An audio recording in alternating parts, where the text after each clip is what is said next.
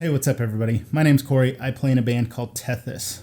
If you haven't heard of us, I'll have links down in the description so that way you can go check it out. So today I ended up rewiring one of our racks because our bassist got a new rig. The old wiring didn't match up, so I ended up having to go in and redo all of it to match his new rig. Since I had both of the racks here, both our in-ear rack plus our guitar amp rack, I figured it would be a good video to make to show everybody kind of how we're doing everything, how we're running our in-ears, how we're running guitars, wireless, patch changes, things like that. I thought that would be a really good video. It's something that I am passionate about and that I've spent a lot of time on. So let's get into it.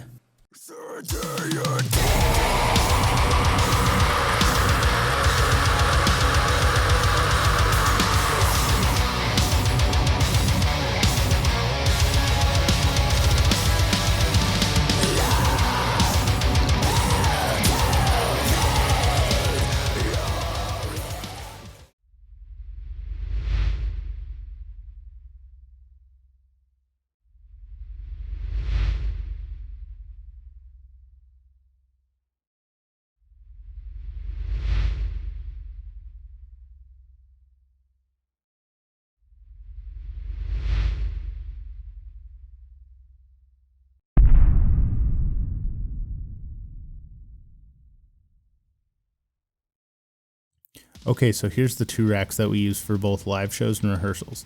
The main rack, which is the tall rack on the right hand side, holds our amps, wireless units, power conditioners, and a few rack drawers that hold our body packs as well as miscellaneous items. I'll go over both racks from top to bottom in just a bit. I'll also go over the routing of all the gear as well. The short rack on the left houses our wireless in-ear monitors, power conditioner, interface, and a 24-channel splitter. The splitter is located on the back of the rack. In the main rack, from top to bottom, we have a Furman power conditioner, a Mo2 MIDI Express 128, an Axe-Fx Ultra, a Matrix GT1000FX power amp, another Furman power conditioner, two Line 6 XD V75 wireless units, another Matrix power amp, a second Axe-Fx Ultra, and lastly, an Axe-Fx 2 XL Plus. The Mo2 is sending MIDI patch changes to all three of our Axe-Fx's. The first Axe-Fx Ultra is the bass amp, which is feeding a signal to the Matrix power amp below it, which is in bridged mono. The Matrix then sends a signal out to an MPEG 410 bass cab. The first Line 6 XD V75 wireless unit is going to the second Axe-Fx Ultra, which is my guitar preamp. This is running into channel A on the second Matrix power amp. Channel A goes out to a Port City 212 with British Celestion Vintage 30s. The second Line 6 wireless is going into Quinn's Axe-Fx 2 XL Plus, which is feeding channel B on the second Matrix power amp. Channel B runs out to another Port City 212 cab with the Celestion Greenback and a Celestion Creamback. Both channels A and B of the Matrix are receiving signals from the effects loops on our Axe-Fx's. This is so we can bypass the cab sims that we are using internally when we send the signals to the cabs mentioned earlier. We do not use cabs during rehearsals, only during live shows. The second and smaller rack consists of the following: a Furman power conditioner, Focusrite Clarett 18i20, 4 Sennheiser G2 wireless in-ear monitor units, a combiner for the in-ear monitor units, a Behringer X-Air XR18 digital mixer, a Seismic 24-channel splitter that has a 15-foot and a 30-foot tail. I cut the 15-foot tail down to about 3 feet, as this set of tails goes to the XR18 digital mixer. Since they live in the same rack, there's no need for the extra cable length and weight.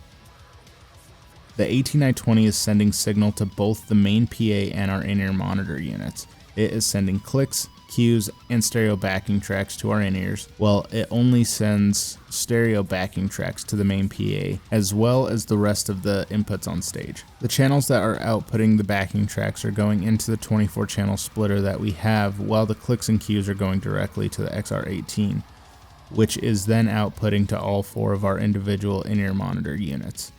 The Sennheiser Combiner does exactly what it sounds like. It combines all four of our Sennheiser G2 wireless in-ear units together, which means that now all of the units are getting power from the combiner as well as transmitting all of the RF radio frequencies out of the combiner and a single paddle or antenna to all of our body packs. As you can see, there are only 4 G2 wireless in-ear monitor units in the rack, one for myself, Quinn, Sev, and Stevie.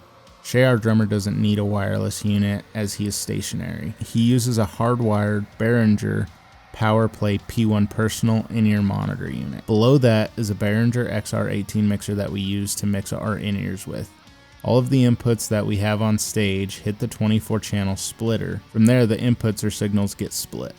One set goes out the 30-foot set of tails, and the other goes out of the 3-foot set of tails. The 30-foot set tails goes to the house or the venue. They patch this in wherever they need to get all of our inputs into their desk or mixer and out of the main PA. The 3-foot set of tails goes to the XR18, where we mix the inputs that are going to our in-ear monitor units. Last but not least is the MacBook Pro that we have running pretty much everything. If the Motu, 18i20, XR18, and all the other units are the limbs of the rig, the MacBook Pro would be the heart of the rig. We have a Logic Pro X session that I've built. Within this session, there are clicks, cues, samples, backing tracks, as well as all of the MIDI patch changes that are being sent to our Axe-Fx's. We also use the XR18 app on the Mac to control the mixer and actually mix our in-ears. The only upgrade that's been made to the Mac is that I pulled out the old spinning hard drive and installed a new solid-state drive. The SSD ensures that the laptop will run and perform properly during the show.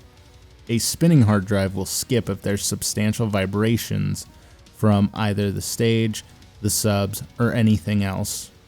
This is what allows us to play a seamless show from front to back. I hope that you found this video helpful and that it gave you some insight on our live rig. If you have any other questions about the rig or gear in general, please leave them in the comments below. Alternatively, I stream on Twitch regularly. You can hop in the chat and ask me there. I'll leave links down in the description below. Thank you again, and I'll see you in the next one.